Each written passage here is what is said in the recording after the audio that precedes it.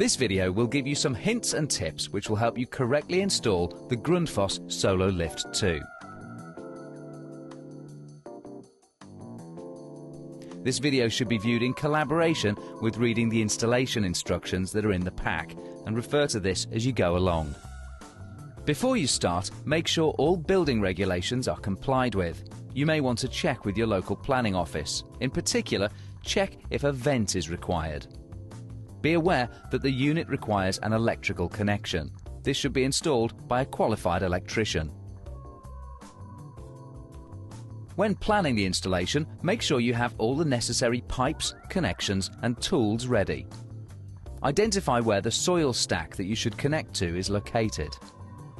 If the Sololift2 is a replacement for an existing product where the outlet to the soil stack is already installed but on the other side of the outlet to the Sololift2, then the extension hose kit, part number 97772316, will be required.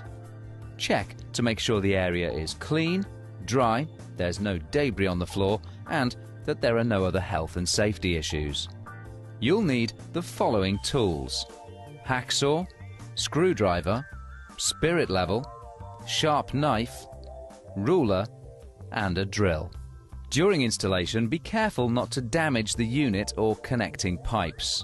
Apply a gentle force and do not use a hammer, as this can easily cause damage or breakages.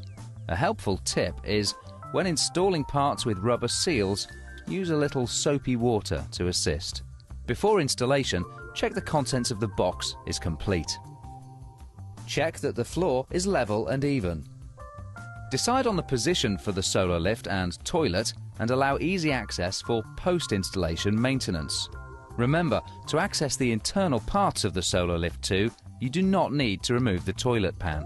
Install the waste pipe from the sink, ensuring the pipe has a fall of at least 1%. Remove the end cap with a slight anti-clockwise twist and gently pull. To allow the sink waste pipe to connect, you'll need to cut out the blank entry in the cap with a sharp knife. Be careful not to damage the delicate non-return valve or your fingers. With the cutout complete, refit the cap and check the operation of the non-return valve. Under no circumstances use a hammer to cut out the blank, otherwise you may damage the non-return valve. The inlet pipe cover allows for some flexibility. Turn the connector to the correct orientation to allow the pipe the best possible position for entry. Next, fit the cover over the valve, but remember to tighten the Jubilee clip before the unit is put in place, as you'll be unable to adjust this later. Install the outlet pipes securely, ensuring that you use the correct bends and necessary fall, and connect to the soil stack. Please make sure you refer to your manual for recommendation for bends, distances and fall of the discharge pipe. The Sololift2 outlet connection consists of these components. The unit allows for the outlet to be positioned either to the side of the unit or to the top to suit your installation. Insert the blank end cap into the entry you do not want to use.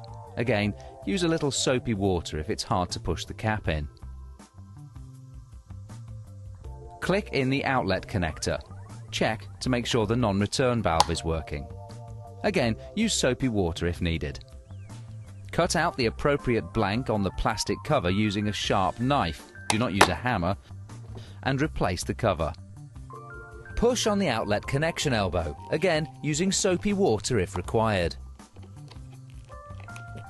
Tighten the Jubilee clip and pull over the secondary seal cover. Connect the pipes to the unit and remember to fit the drain plug. Secure the unit to the floor with the fixings provided. These simply slide into place on either side of the unit. Then screw them to the floor.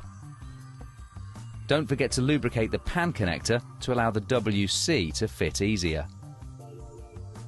Reposition the WC and cistern. Pull the pan outlet over the outlet pipe of the toilet pan and secure with a Jubilee clip. When the toilet pan is installed with the Sololift2, there may be a gap behind the cistern. If required, put a batten behind the cistern to help support it. Apply the user reminder stickers so they remain visible for the user. Fix the WC to the floor. Connect the electrical supply to a suitable outlet, and this should be done by a suitably qualified person, remembering to follow all local electrical regulations.